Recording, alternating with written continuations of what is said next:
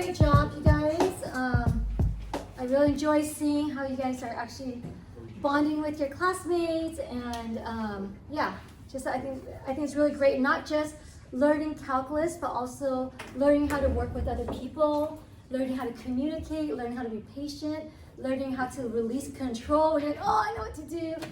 Learning how to listen. It's a lot of skills that you guys are learning working in groups. It's not just calculus skills. You guys are actually learning a lot of interpersonal and social skills that will go very far in your relational life, your social life, and your professional life as well. Because everything you do, you'll be working with people, right? And sometimes you're the person that knows everything, and you just got to learn how to like, hold back or be patient and not take control.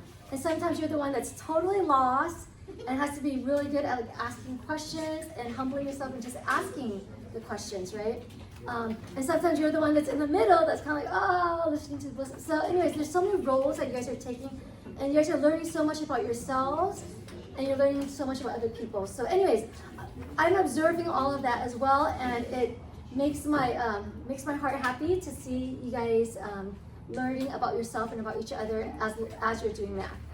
So that being said, this problem was a long problem that took like half of the page for some of you guys, or you had to write like ultra small.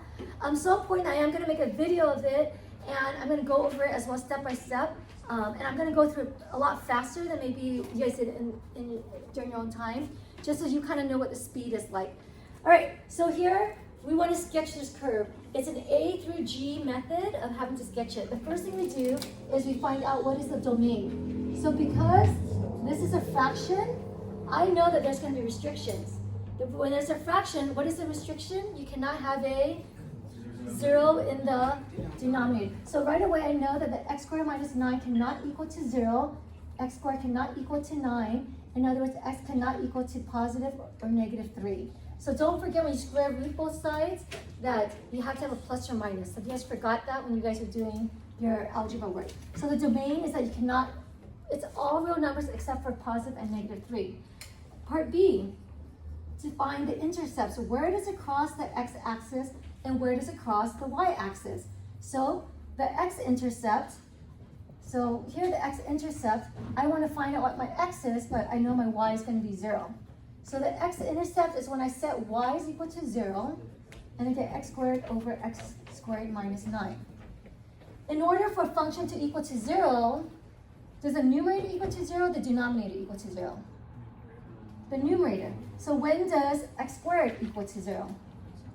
When x is equal to 0, right? So here, the x-intercept is 0, 0. The y-intercept. The y-intercept is when the x is 0 and the y is question mark, right? So I'm going to plug the 0 in for x. So I'm going to get y is equal to 0 squared over 0 squared minus 9, which gives me 0. So both the y and the x-intercept are going to give me 0. So here, I'm gathering, as I go through each section, I'm gathering more and more information about my graph. So in the end, I'm going to have a graph with 0, 0 as a dot in there. Okay? Part C, symmetry. I told you guys don't worry about symmetry. We can skip that. Part D here is we want to find the vertical and horizontal asymptote. I know there's going to be an asymptote because it's a fraction. Right? So a fraction has a rational. A rational is a fraction with polynomials in it. So let's start off with the easier one, the vertical asymptote. The vertical asymptote is where the function does not exist. Okay? Where does the function not exist? When the denominator equals to 0. So when x squared minus 9 is equal to 0, and when does that happen? When x is equal to plus or minus 3. So this is my vertical asymptote.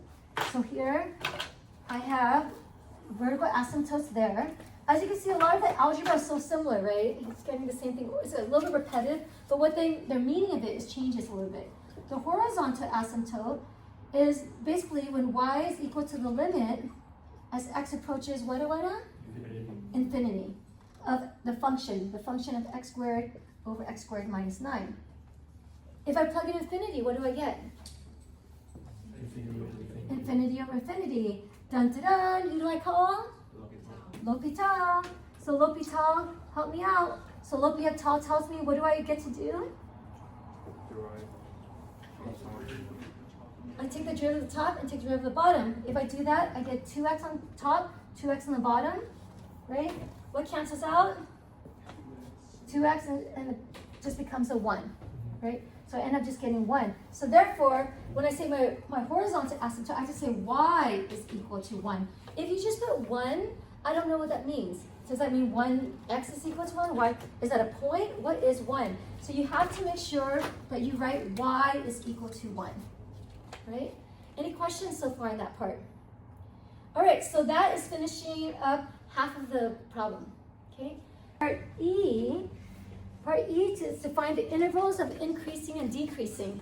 So to find the intervals of increasing and decreasing, that's when I find out, first I need to find out what the critical numbers are. So I do that by f prime of x. I'm like, ooh, low d high minus high d low, all the square what's below. It's a quotient rule.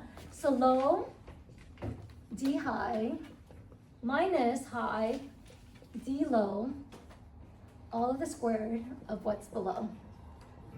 And again, you might be wondering, how did you do so fast? Because I did a lot, right? Because if you just do derivatives a lot, it kind of gets faster and faster. Just like, you know, when you first start driving a car, you're thinking, turn on the engine, put on my seat, but now it gets like, right? It becomes natural. So that's why you guys do homework, so that it gets fast. Now it becomes algebra. So I'm going to just multiply everything. What did you guys do? Just multiply it all out? Okay, you multiply the whole thing out, 2x squared minus 18x minus 2x cubed. Let me know if I'm doing anything wrong. Right? Oh, 2x cubed minus 18x squared. So what cancels out? 2x cubed. The 2x cubed cancels out. It feels so good to cancel things out, right? So if you guys are ever stressed, do some math and start canceling things out. Right? So here it looks pretty, right? So this is looking pretty. I said it's equal to 0. It's a fraction. So the critical numbers occur when it equals to 0. When does a fraction equal to 0? When the numerator is equal to 0. So 0 is equal to negative 18x. So what is x equal to? 0. Bam. Critical number. The critical number also occurs when what happens? Where the derivative does not exist. So the critical number also occurs. What am I writing? Critical number occurs when the derivative equals to 0 or when the derivative does not exist. Right? So where does a function where does a derivative not exist? When the denominator equals to 0, because the denominator can never equal to 0. So x squared minus 9 squared, I set it equal to 0. Square root both sides. Bring the 9 over. Square root both sides. I get plus or minus square root of 9, which is plus or minus 3. This is where it does not exist. Okay, so these are my critical numbers.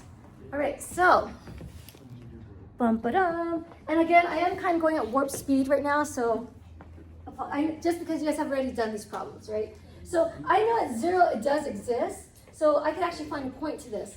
So I plug this into my original function to find out where the point is. What happens when you plug 0 in here? 0. Yep, when you plug 0 into the original function, you just get 0. So here the point is 0, 0. So this is my critical point, right? I don't really care on an exam whether you call it critical point, critical number, whichever one. This is your critical number. There won't be a point because it doesn't have a y value.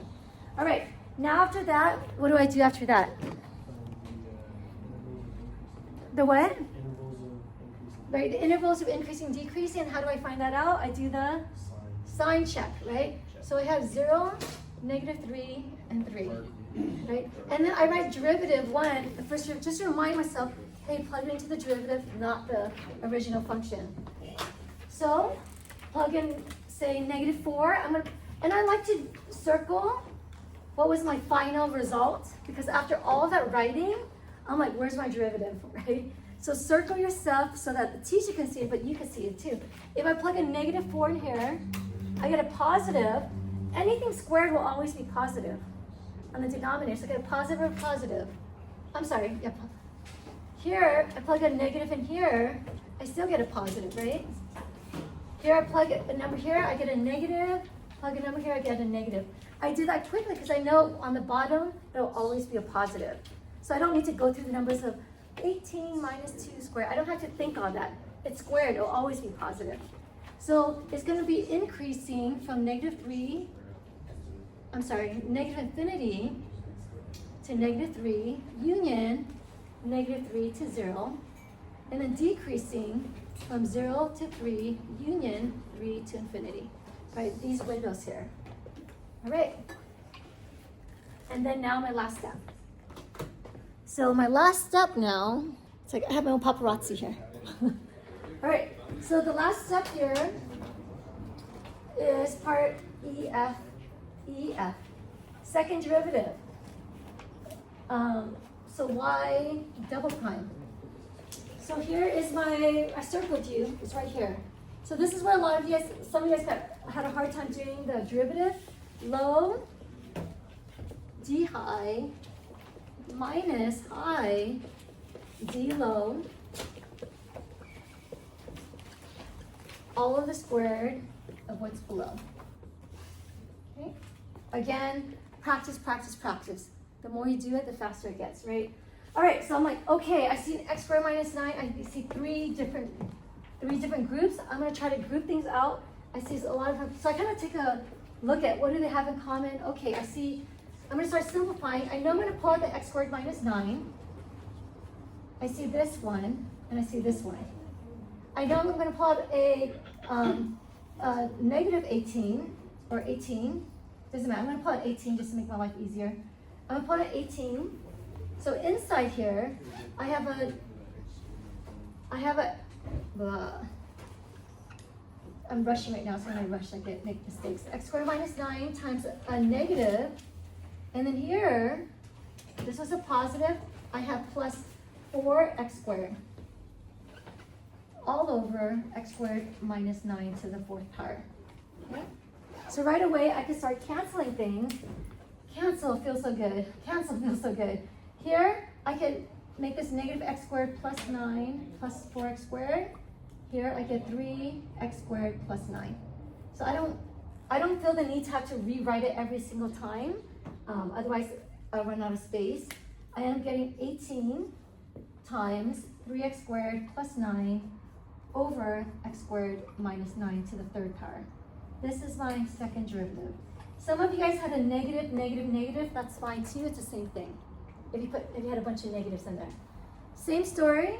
Second derivative, I set it equal to 0. So here I set the top equal to 0. 18 times 3x squared plus 9. Set it equal to 0. The ZPP, yeah, you know me. So I set this equal to 0. 3x squared plus 9 is equal to 0. 3x squared is equal to negative 9. X squared is equal to negative 3. I cannot square root a negative number. Dead end. Bottom. Where does the function not exist? X squared minus 9 to the 3rd power is equal to 0. Cube root of both sides. X squared minus 9 is equal to 0. X squared is equal to 9. X is equal to positive or negative 3. Right there. So this is the only one that I'm going to be checking. Negative 3 and 3. I write the second derivative to remind myself I'm plugging into the second derivative. And here's my second derivative. I circled it. Plug in a number to the left. Did you get a happy or sad face? I forgot. Happy face. In the middle, sad, and then happy. Positive, negative, positive, happy, sad, happy. Right? So here, my concave up is going to be negative infinity to negative 3, union, sorry, out of picture, union, 3 to infinity, concave down, this middle part here is negative 3 to 3. So the inflection point, you would say that there's no inflection point. I think, Will, you had asked me that. There is no inflection point here, even though you use it to check, but there actually isn't a point there that never ever goes through. So you just say no inflection point because this is where the function does not exist. Right? It's not a point. You can't have, inflection point actually has to be a point on the graph, but there is no point, so you say no inflection point. But you would have concavity here. So your final picture then is going to be the horizontal asymptote, y is equal to 1. Your vertical asymptote, x is equal to -3, x is equal to +3. You know it goes through 0, 0, right? And then you know, so here's -3, here's +3. It's increasing from -3 infinity to -3, so you know it's going to be going up, and you know it's going to be a happy face. And it never crosses its axis, so you know it's going to look like that. From -3 to 3, you know that it's going to be increasing, then decreasing. So it's going to be increasing, then decreasing. So, and it's going to look like a sad face from here to here. So increasing, then decreasing.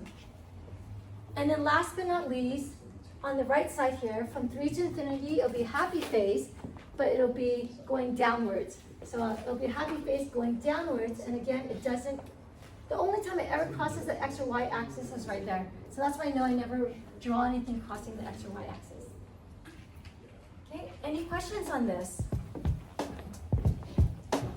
All right, my friends, I kept you for a little bit too long. Have a great day. Great job turning your name tags, and I'll see you guys tomorrow.